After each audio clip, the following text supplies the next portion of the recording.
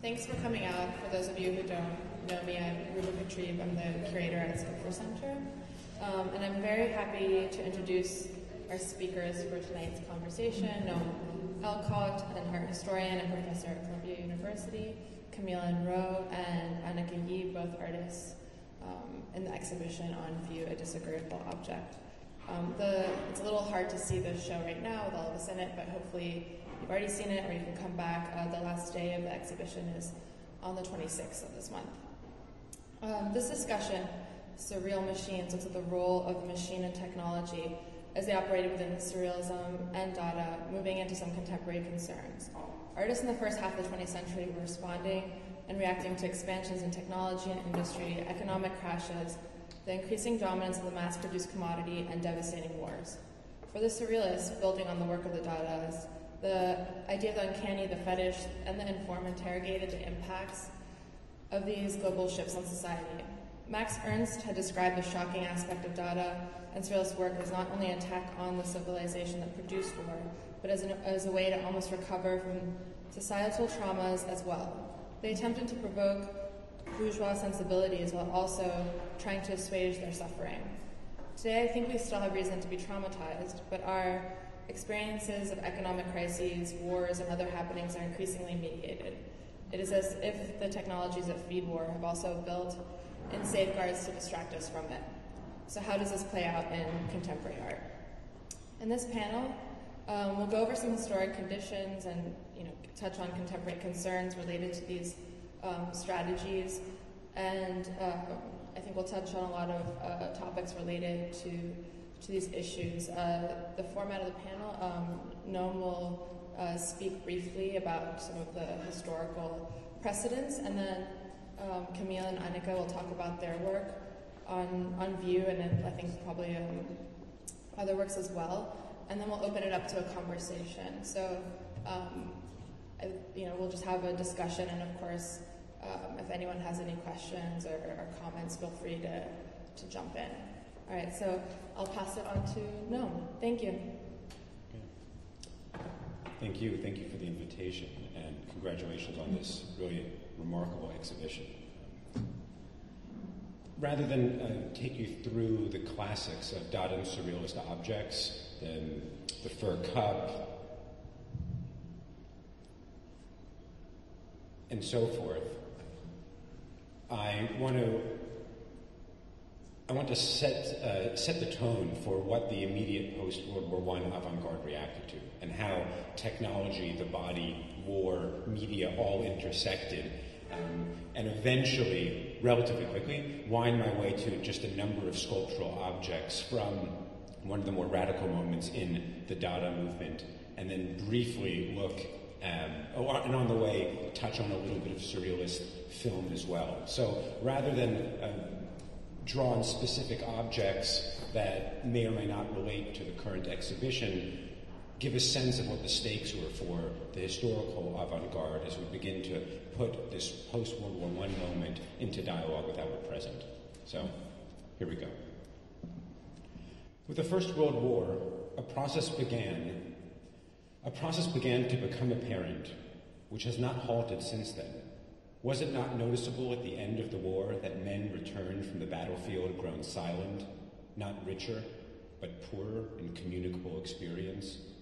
What 10 years later poured out in the flood of war books was anything but experience that goes from mouth to mouth.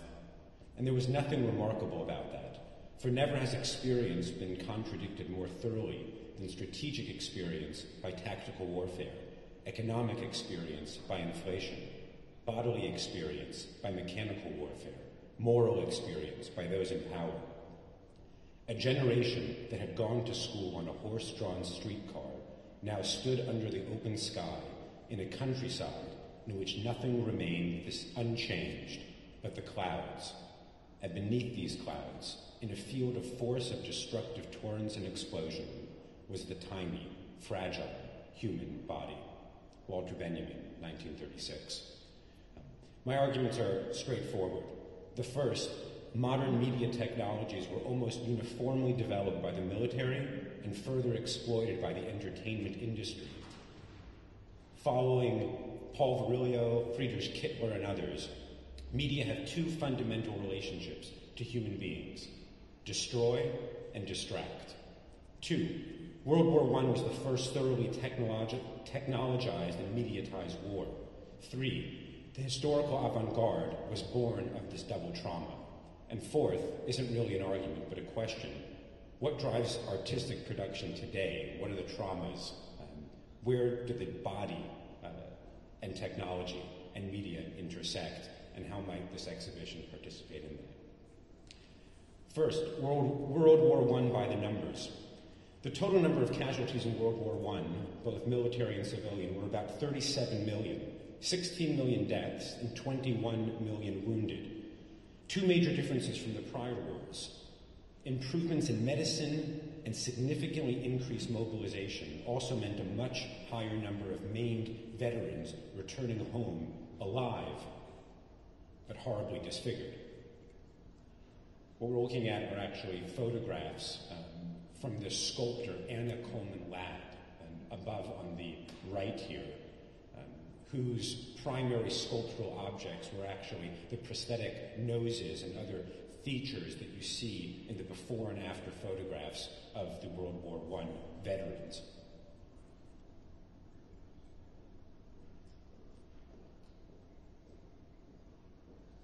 This is her so-called tin nose shop established in London just after the war. Now, here, the face of the war in Freie Welt, this was the Independent Social Democratic Party of Germany's left-wing pacifist splinter group from the SPD. This is one of the extremely rare images from post-World War I Germany in which they actually show the maimed, horribly maimed, permanently disfigured individuals coming back from the front. And it's in this light, this isn't quite iconography, but neither is it divorced entirely. It's in this light that we begin to understand the drawings, photo collages, photo montages, and paintings of figures like Otto Dix, that was war cripples. This is the scat players, later titled card players, war cripples, from 1920. And here, these prosthetic devices, ears, eyes, arms, hands, and ultimately their legs seem to merge with the table legs and chair legs on which they sit. Georg Gross, a victim of society. Gross, Daum marries her pedantic automaton, George, in May 1920. John Hartfield is very glad of it. Men Mechanic Construction, according to Professor R. Hausmann, 1920. We have here, in addition to the sex and the idealist landscape turned on its head, the figure of the automaton and the full infiltration now of the sculptural body by the prosthetic, the technological, and the mediated. And image after image coming out of Dada, especially German Dada, will reinforce precisely this image. So if point number one is the destruction of war on the body and the prosthetic devices built in their, introduced in their stead, point number two is media. And for the first, Dada is among the first movements, Dada and Surreal are both among the first movements to fully embrace technological media, not only as a backdrop against which to produce, that was important, not only as a medium or as various media in which to produce works, photo montage and film are core components, but also, and perhaps equally important, as a structuring device in which to make all their works. So that if we think of the interwar period, it's pointed not toward painting or architecture, or perhaps even sculpture, so much as some type of media imaginary. I'd call it a cinematic imaginary, where perhaps the equivalent of the virtual today. Over the last 15 years, countless works have been produced under the name of the virtual, but it's never really clear what that means. Most of these virtual devices are clunkier and more cumbersome than their predecessors, and no one ever mistakes Second Life for the real thing. So the virtual, which takes on all of these components and qualities, is invested in all of these magical properties, is perhaps the closest analog we have today to what the cinematic was in the 1920s. And it's one of the great successes of surrealism to intervene directly in that cinematic imaginary, sometimes through other means, but also within its own idiom and technologies. So here, a clip that's probably been inscribed, seared into all of our brains many times before, but has particular relevance, I think, for Anicka's work, and we can talk about what connections may be there between leakage, eyes, objects, symbolic equivalence as he looks out to the moon, to the eye, and following bataille, the testicle, and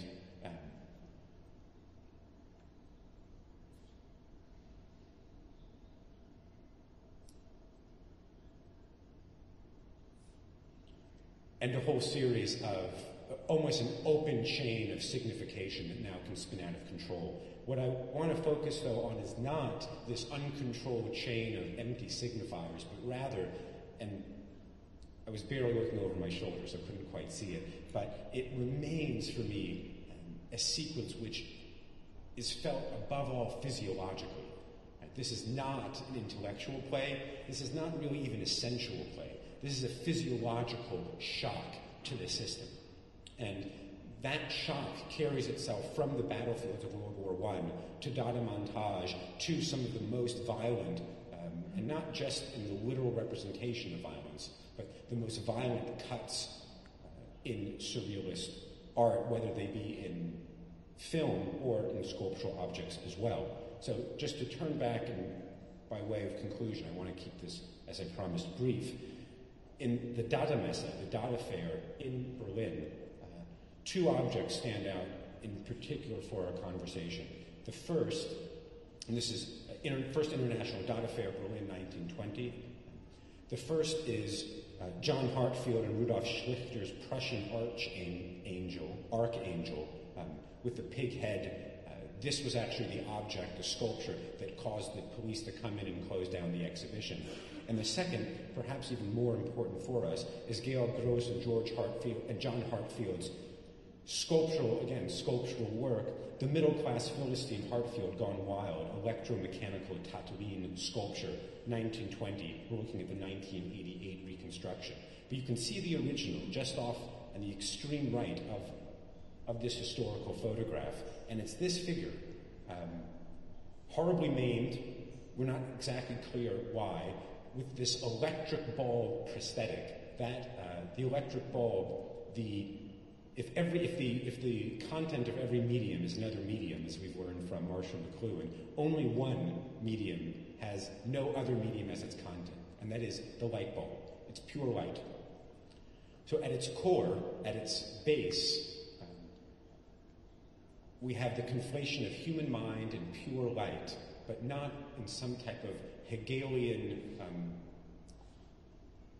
telos in which spirit reveals itself, but in this technological prosthesis of a horribly maimed, disfigured, you can't quite see it, but genitals as a vagina dentata, horribly maimed individual whose only capacity, whose only ability to communicate at all is with a light bulb head that turns on and off.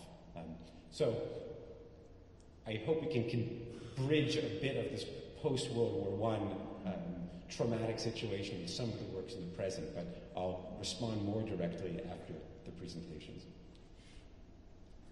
Okay, well, okay, so maybe we can start with Camille, and I mean, who's really dealing more with this idea of the tool in relation to the body and sort of the status of the tool. And her works we're kind of sitting around them, the tar-covered sculptures. So if you want to talk a little bit about them, Camille. The title of the work is Augmented Object. It's directly related to Giacometti, Disagreeable Object, and the object difficult to stand. I like it very much, this title, because it suggests a kind of anthropomorphism. And there were three different impulses in this work. The first one was a photographic project I wanted to make about a market next to my neighborhood in Paris. It's called the Thief Market, but it's located just in front of the IRS. And it's a very, very poor market where you find only like charger for mobile phones that doesn't exist anymore, or tools you don't know what they are for. And people are just selling things so they can have like money to eat. It's like very kind of rough market. And I started buying some object there. And looking at the object in my studio, I was intrigued by the fact that they were all tools, and they were very embarrassing. And embarrassing in French, the same word is used to say embarrassing when an object is taking too much space in your closet, and when a situation or a person is embarrassing. And I was also inspired by Michel Lery's Africa Ghost, when he's telling the story when he stole a very important sacred object in Bambana culture in West Africa. It's an object called the buli, and it's made out of a piece of corpse, bones, human excrement, placenta. Like, it's an object that is including all of that. And very often something is hidden inside, but we don't know what it is, and the power of the objects rely upon the idea of that you don't know what's inside, it's covered. And then my objects are all covered too, like covered with stars. They are sticky and dirty, and I wanted to work with this idea of embarrassing guilt, like the guilt in the objects, and maybe the revenge they can have on humans that had manipulated them or taken them. But they're also, I mean, you're also destroying them and preserving them at the same time, so they become these almost artifacts of the present. But actually, covering an object is a technical process for archaeologists when they want to take an object out of an environment without damaging it. So it's true that when you cover an object, you protect it, but also the shape is slowly disappearing, and you cannot use it anymore. So it's not anymore a tool. It becomes an object that has another value. And I felt like I really wanted the object to disappear, but I couldn't make it because industrial objects are very strong. Like, the shape is very recognizable. It's like a pattern. You have seen it so many times. The shape of a radio, the shape of a phone. There are shapes that are existing in your mind. And then it was something very interesting in the process, how it was difficult to have the industrial object disappear. But they do become more like rudimentary tools in a way. Yeah, I think that to me, like the fact that they were all tools was very interesting, but also I was interested in the idea of the cheater, how tools are used to replace a human action, and then also, like there is this tradition in the Western that you cover the cheater in poker game with stuff. So there is also this kind of violence towards the objects. And for Anicka, I mean, you're also, moving into this idea of a prosthesis in relation to the body. Anicka's works are behind everyone the glass jars that are called The Possibility of an Island 1, 2, and 3, referencing the Welbeck novel. And so it's almost like, well, maybe I'll just let you talk about them a little bit, and then. Well, it's funny because my initial desire for this conversation was to just be up here for an hour and play StarCraft. And I thought, just with all the other gamers out there in the world, just to be connected with them with a headphone and everything. And I thought it would have been really appropriate because I would have just gotten destroyed because I don't know how to play StarCraft. So I thought that would have been a really interesting exercise to do up here with this talk because It's a video game. Sorry, it's a video game, and then I would just say that's what I'm trying to do with my work, figure out what it means to be Korean. But that's not really answering your question, is it? Those works are, they evoke perfume bottles because I scent is a recurring component in my work, but I look at them as stomachs, and that is a biological metaphor that I continue to revisit as a form, as an idea. And I think relating to what Camille was saying about this sort of embarrassment with these objects, she takes it in a much more an emotional response, and I think I tend to kind of turn it into a much more metabolic experience and a metabolic kind of working through. And so with this biological metaphor, the stomach, and the stomach being the second brain, I'm interested in these sort of cultural digestion, cultural metabolisms, and that are imposed on us, but that also that we ourselves willfully participated. So I'm implicating myself, the viewer, as well. And they are filled with saline solution and these contact lenses that are manufactured in Asia, and they're called circle lenses, and a lot of young teenagers put them on to make them look hyper anime, hyper real, and they cover over your entire, eyeball type of thing, and it's very. Again, I do tend to work a lot with this, elements of scent and taste, and I wanted to kind of, address this sort of ocular-centric anxiety that I have with a lot of art, and I feel like that this is sort of a really, I think, maybe some imaginary sort of end of a series or something like that. And but it's a lot about language, because this is the work is syntactic, and I see this as my relationship to the work is that it is an element that's under sway of a larger syntax, which is the exhibition itself.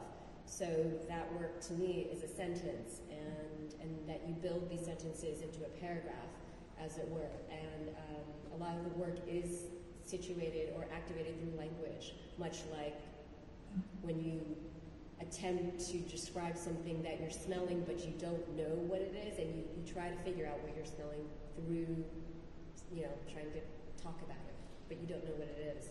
So anyway, and largely it's, there's like subtle references to K-pop, and anyway, that's. Well, I think it's interesting because the title I think gives a lot away if anyone's familiar with this book that Michelle Houellebecq wrote called The Possibility of an Island, and it's following this main character and his future iterations. And I think these contacts floating in the jars. The way that you've made this work, it's almost as if it's in a store display. It's in a store, like you could buy these, or maybe they've been eyes that are uploaded into this other space. I think there's a lot of narratives that can kind of be read into it that are, or a kind of fatigue with looking as well. And I think ties in also with what Noam was saying about these kinds of prosthetics and these sort of technologies. And I think the work does evoke these sort of tenets of surrealism, but then it also really locates itself very much in our contemporary reality, looking forward, and very much, surrealism being sort of a progenitor of this kind of post-humanist runway, as it were, and I think that I kind of go really off the road with it. No, do you have any response to that? Or not to put you on the spot, but I mean, I think it would be interesting to think about the way the surrealist object in particular function and how those corollaries in these works are. Yeah, and certainly the figure of the eye in particular is this obsession. For artists, it's the most obvious obsession. So eyes and hands are the things you look with, the things you make with. And they're probably the two most recurrent motifs. They come together outside of a surrealist context, but in a Herbert Bayer montage from just a little bit later, where he puts the eye in the hand and collapses those two motifs in what sounds very surrealist, and I guess it is sort of surrealist, but coming from Herbert Bayer, it still has its nice structural clarity to it as well. But that eye, whether it's the eye that Man Ray will put on a metronome to go back and forth, and the eye, of course, in Chandelou, which gets sliced. Certainly, there seems to be more than a little bit of an attack on vision here, and that most sacred of, or perhaps most denigrated, most attacked of body parts, but in the 20th century and going into the 21st century. And in other works of yours, leakages and leaky body parts figuring considerably. How does that relate to the eye and to vision? Do those organs, leaky organs, these stomachs with eyes in them, it's pregnant with meaning, although I'm not sure I can fully unpack the riddle. Well, I think on the immediate, it is a resistance to this monumentality of modernist art, this very kind of heavily masculine-laden work that's steel and it's 30,000 feet high and it's meant to last forever. And I think it's that resistance. But it's also a way to sort of,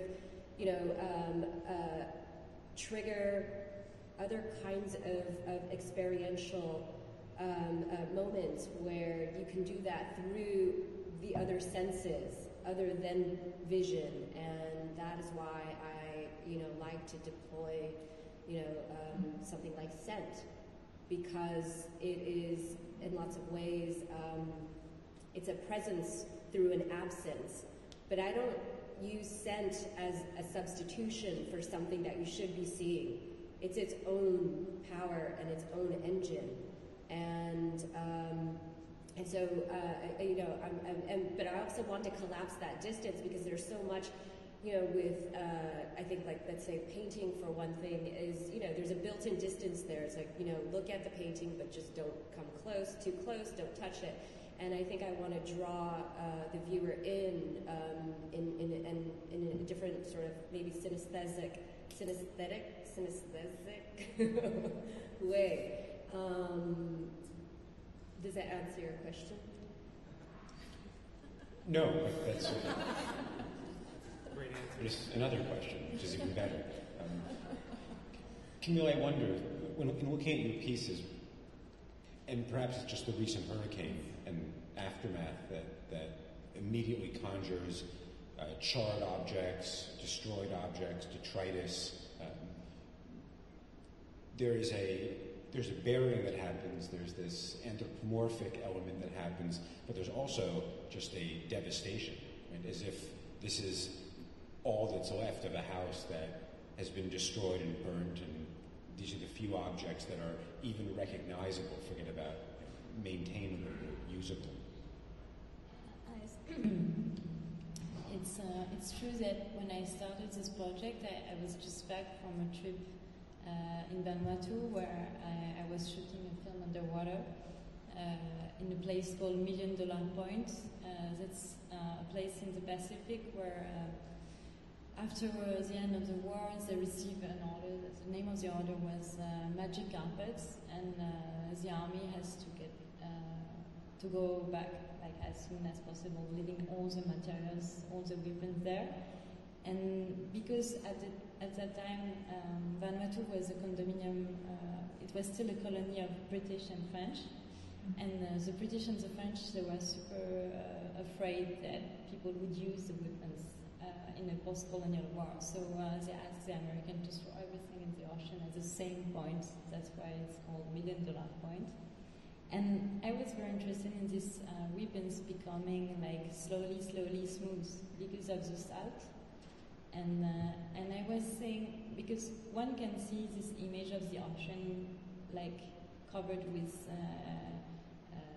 like leftover, like destroyed elements, has a very sad image, as an image of an ecological disaster. But I would rather say that it's maybe like a very positive image. It could be considered as an image of peace, because it's an image of the obsolescence of weapons and the fact that slowly the man craft is disappearing.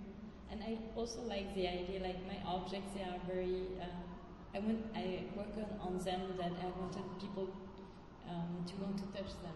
I wanted the object to be smooth, and there is handle. You see very well how you could take them, how you can still handle them. And this was an aspect I wanted to keep, like there is almost, there is like, I don't know, there almost are like domestic animals, you know, like there are objects that have a presence that is not about aggressivity, but rather more like even sensuality or sexuality in some way. And I remember I read this text of Bachelard in Psychanalysis of the Fire, where he's explaining that technology is inspired by sexuality, and the experience of sexuality is determining the shape of the tools. And I was very much inspired by this theory in choosing what shapes would be the next step for the tools. Well, I mean, it's interesting because, you know, the Surrealists were, as Benjamin would say, they were the first to recognize the revolutionary potential, like the outmoded, or, you know, the soon-to-be obsolescent object. And this idea of the flea market is so integral to, or the site of the flea market is so integral to the Surrealist works. And I mean, your work reminds me of, you know, Bressai's involuntary sculptures, and sort of this idea of, you know, finding these things that are, you know, sort of like, then it would be, you know, these knickknacks, these handmade things in the face of, you know, increased mass production, and sort of, you know, seeing the fetishistic value in both of those. And then, you know, Bressai collects these objects and photographs them so that they look strange, they look sort of sexualized, they become, you know, uncanny in a way. And I feel like there's an interesting parallel to what, you know, what you've done in this sort of physical manifestation. It sounds... With a vacuum cleaner that's like outdated, you know? Yeah, especially, I mean, in Surrealism, this aspect was something I was very interested about. Also the connection with the fact that Surrealists like Bataille and Michel Leys were very much inspired by anthropology at that time, and especially the trip that Michel Leys did in Africa with Marcel Griot. And so I think it's interesting how, like, this approach of collecting objects on flea market relates to also like stealing objects, like in Africa, but also being inspired by how objects are being used and seen in some culture, like Bambana culture, who is a culture who believes very strongly in the power of objects and the spirituality behind objects. So, whereas the line between what is alive and what is not anymore a very kind of delimited line. And I think that this aspect of surrealism, where it's like cannibalism, like we go back to the idea of the stomach, like this idea of cultural cannibalism also is going on there. mean, I think it's also sort of like this, with Anicka's work, this dematerialization in a way. Like, I think it's interesting to look at both of your works in relation to an idea of technology, because they may not immediately read as related. I mean, there's nothing like digital about them, or, they're not on the internet. But, trying to think of how they respond to, current conditions. Well, I think it's something I think about all the time.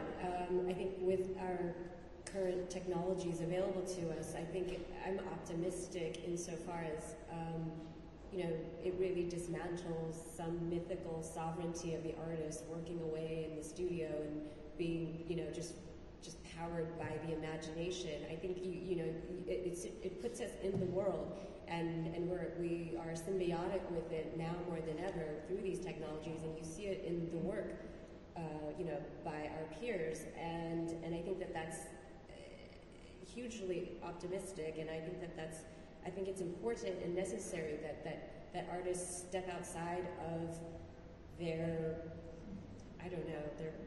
their own heads or what have you, and especially with all of this proliferation of information, and go out and, not to promote dilettantism, but go out and, seek out the microbiologist and do these sorts of these tests and experiments, and that you have so much of that access that we didn't have before. And I think that's a lot of, there's a lot of freedom there, which makes things harder ultimately, but they're these very wide-ranging tools that we have. Is Dada or Surrealism a touch point for you? Pardon? Is Dada or Surrealism a touchstone for you? Only subconsciously. That's the best one.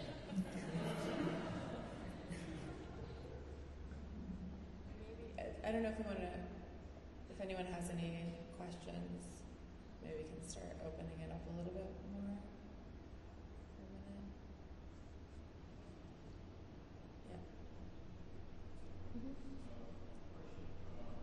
But you have to talk really loudly.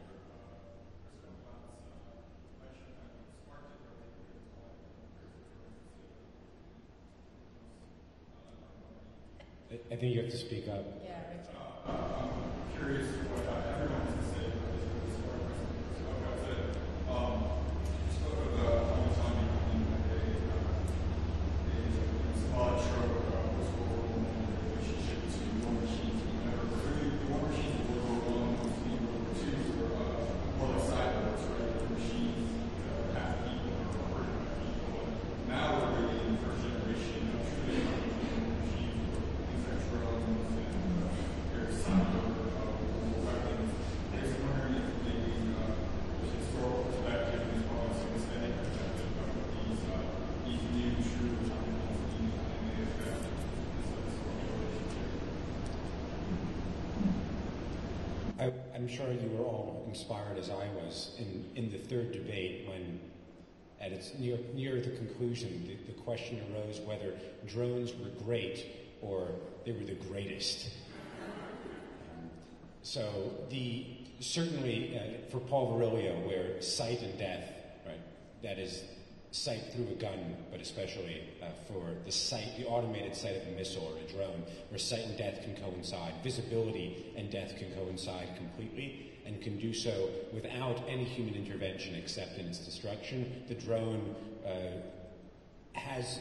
perhaps is the pinnacle of a certain anti-humanist trajectory that would certainly begin around World War I, if not earlier, but come to an initial culmination in World War I, and unfortunately is clearly going to continue with the future drone technology that we fantasize about, but probably can't yet imagine. So in that respect, drones certainly mark a frightening endpoint to the trajectory that I pointed to earlier. I think, though, that the cyborg model and the human-machine interaction is for this exhibition, for most of us in our daily lives, and actually a much more productive model. Because rarely do we're working, in the history of computers for quite some time is actually the interaction of humans and machines, and the interface as marking that site. There are a number of interfaces here that mark the point at which technology and humans interact, and often are blurred. So again, Anicka, your installation with these, they are human prosthetics turned into reanimated and animalized somehow. So maybe it's a stomach, but maybe it's an aquarium, and we're looking at coral growing at the bottom on its way up. I actually feel like in your work, coral, right, between the two of you, coral would be the common denominator. And coral is, remind me, is it an animal or a plant? It's both. It's both? Yes. Okay. That was an honest question. I wasn't setting it up. So that it's somewhere between an animal, a plant, and a stone, and a mineral, right, that it occupies that space. It almost, I think it's coincidental, but it speaks volumes that coral would somehow, at least on a pseudomorphological level, seem to unify this practice, your sculptural practices, in so much as they're blurring the line between the animate and the sculptural, the animate and the inanimate, the vegetal and the human, and the animal and the mineral. And these confusions are, this is a platitude, but these confusions are only going to increase going forward. And I think the great humanist debates of where do we preserve an authentically human realm, or authentically human time, or a true phenomenological experience, these are debates that are in our relatively recent past, and embarrassingly still in our present. These are debates that I think will have no purchase for future generations. And while my approach this evening has been clearly deeply anti-humanist, because I was asked to speak about post-World War I, and there wasn't a lot of humanism to go around, the counter-argument is that what defines human beings, what makes humans separate and distinct from animal, is precisely the introduction of the tool, the technology, the techne. The human as an animal that is unfinished at its essence and can be completed only through the introduction of tools and language and so forth. So while this blurring may have one telos in the drone who can sight and kill without human intervention, we're told they don't do this, but the other trajectory looks not forward but back to whatever moment in our collective millennial-old history in which the human became human through the introduction of the tool. And these objects, really both your sculptures, I think, both your work here, speak to that ambiguous moment, right? That ambiguous moment of prosthesis, techne, becoming human or actually becoming unhuman, right? Becoming post-human. And that's a very productive, ambivalent moment, I think, for the present generally, and obviously cuts in some very negative directions, but being able to maintain that ambiguity and to give it form, that I think is an accomplishment. Are there any other questions?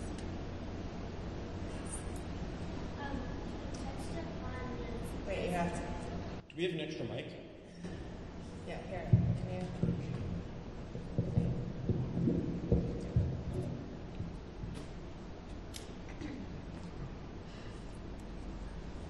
I was just interested in the trajectory you pointed out between the surrealist, maybe investment in the cinemascape, and then moving on to the virtual space. I'm wondering if you could expand on that, and if you had your own working definition of the virtual, like in your thoughts about that.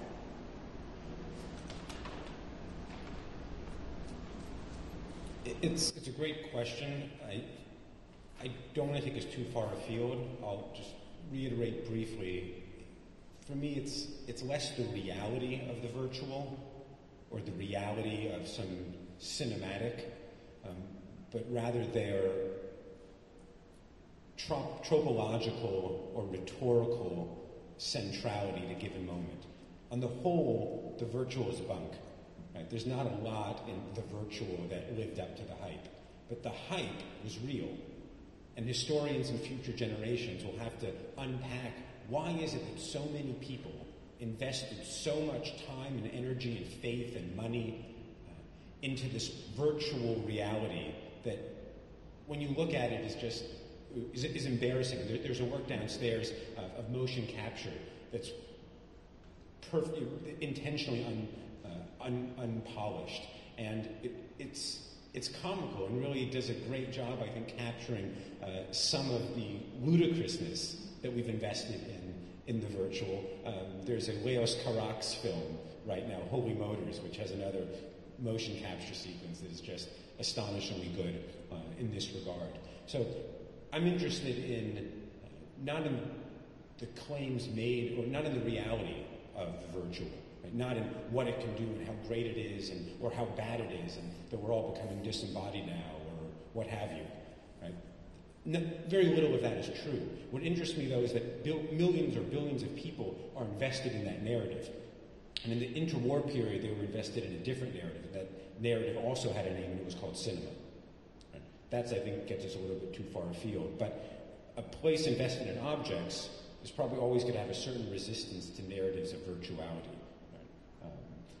Maybe not. I think the theater has gone after, right, the virtual and the collapse of the virtual and the real much more than, say, the sculptural, which has, it seems to me, in this exhibition and generally, a much firmer institutional anchoring in things that you can touch, you can hold. Right? There's not a lot in this exhibition that we would call virtual, and yet, the virtual as a trope probably finds its way into any number of the works that we see. Is that an okay answer?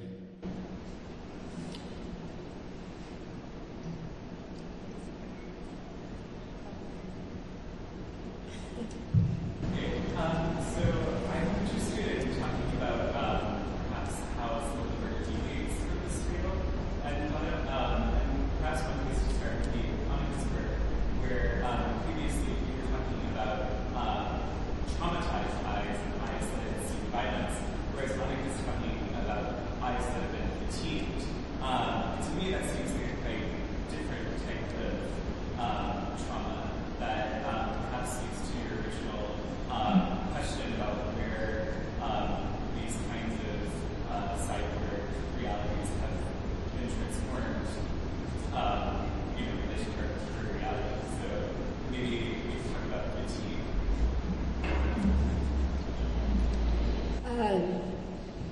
Pretty fatigued right now. Sorry, that was a really obvious joke. Well, I mean, it's a really common condition. We have literally retinal fatigue, screen fatigue, and what have you. But I think that my relationship, again, to this ocular-centric reliance that we have is very, it's problematic. I have a lot of anxieties with looking, but not really seeing anyway. And but the fatigue is you know, I mean, think about it. Most of our experience of art nowadays is just through JPEGs, and you're just skimming, you know, and maybe you'll click on something that catches your eye, but it's changing the way that we look at things. And I myself am not even necessarily against that. I mean, you know, you can't put the genie back in the bottle in that regard, but I just feel like I'm seeing less than I ever did before. And I also, that is a sense that I maybe is not the sense that I privilege out of all the other senses because of that. But there, you know, it's oversaturation, which is not a new idea, but it's definitely a complex. Does that answer your question? Maybe not. Do you want me to get personal about my fatigue? Like the violence and fatigue. Somewhere like. Do you want to elaborate? I don't know. I think it's a good question, but I'm sorry to say that, but I think it's it's definitely hard to answer, but I think it's, there is some sort of violence in fatigue in a way, and like this idea that, we're looking at lots of things, and some of those things do include, images of war and things that are really, but it desensitizes you. mm-hmm.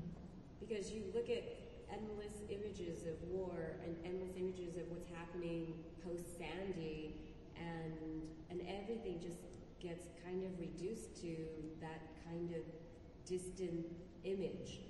And although this isn't a discussion about the image per se, but I think that that's definitely it's a sub-theme of what we're talking about with surrealism and technology and war. I mean, it's the image that I think has fatigued us, which I think is I mean, Rochelle's question, I think it ties in nicely with that in terms of a kind of virtual space, I think is maybe something that I'm hopeful about. Just to add that fatigue is also an old question. And the 19th century was obsessed with it, and whole practices were built around it. There's a great book called The Human Motor that charts that history. And we might say that the obsession with fatigue and the need to combat fatigue reached its apex right in the years leading up to World War, or surrounding World War I. So the cyborg is also an image of a body that is resistant to fatigue. So it's traumatized by the technology, but it's also redeemed, quote unquote, saved through the technology. Today I think we speak much less in fatigue. It's not that the trope is absent, but I think it actually is on the downturn from what was a truly Western-wide, at least, obsession for states, for military, for companies, for athletic programs that also trickled into the sciences, the aesthetics, the arts. So I wouldn't see a shift from trauma to fatigue. I'd actually see a history in which trauma and fatigue are consistently imbricated in one another.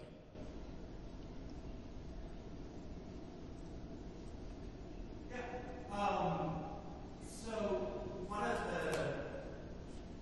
two of the sort of topics that Ruba brought up in her catalog essay for this show, one was what we've been talking about tonight, which is artists addressing a decade of warfare, but also Ruba brought up this issue of the commodity, saying that surrealism was a way of dealing with that. And it strikes me, while, in post-World War I, there's this whole imaginary body that's very much about this totally destroyed body that's out in the street and available in photographic representation and readily apparent everywhere. We're in a decade of warfare where actually the majority of Americans are just told to go shopping. And what's interesting about this is a question for Anicka and Camille. What's interesting about both Anicka's work and Camille's work here is they're both using rhetorics of commercial display, but very different rhetorics, right? Sort of flea market and then some sort of high-end boutique.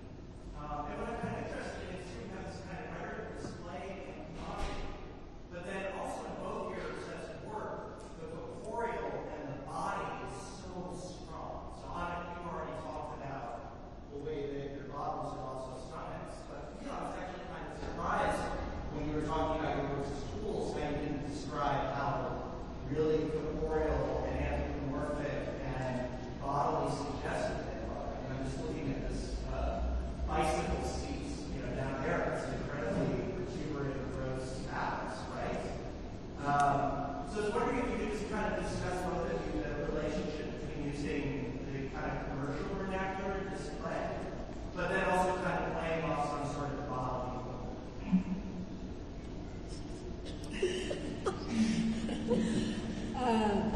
Well, it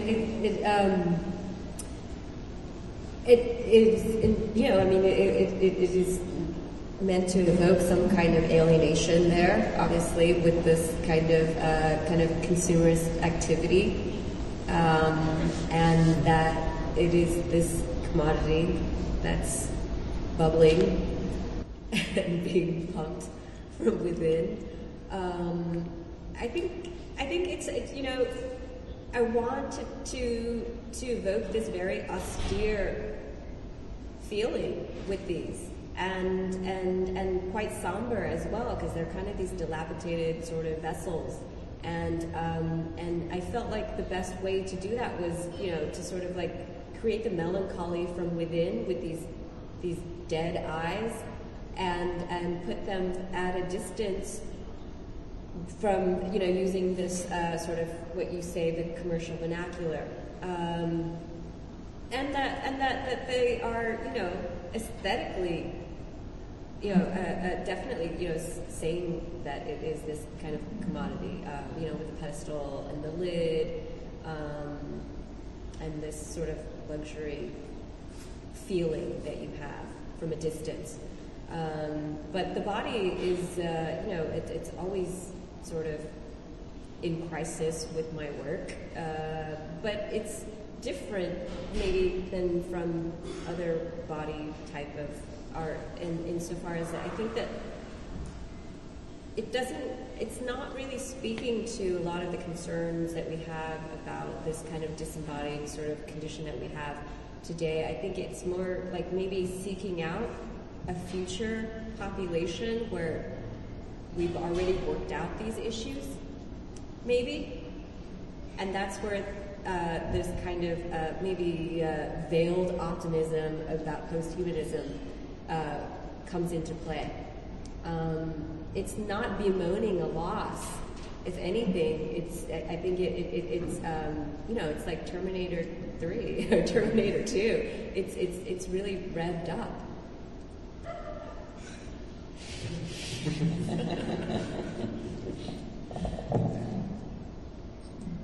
No, I just yeah, I think that as like there's a relationship between the body and the object is really like an aspect of this work. And when I was working on it, I was almost like thinking about how every tool, every object could be considered in a very obsessive and ridiculous way, like sex toys, you know, like as I said before, the piece is very much about embarrassment and stickiness, and also how objects become embarrassing in your home, but also how they build a kind of protection. And I don't know, when I see Anicka work, for example, I feel like it's very contemplative. I mean, the fact that it's moving, and also like object lying on the ground. I think there's a very contemplative relationship to this object, to like, it's true that we always are talking about post-Sandy, post-humanism, and I feel like we really much have the feeling of something after, so like a quiet moment, like after the action, and a contemplative moment. And I think that that's what also the exhibition is about, even if it seems contradictory with the idea of disagreeable object. But it's not, in fact, because it's more like about creating a distance with action.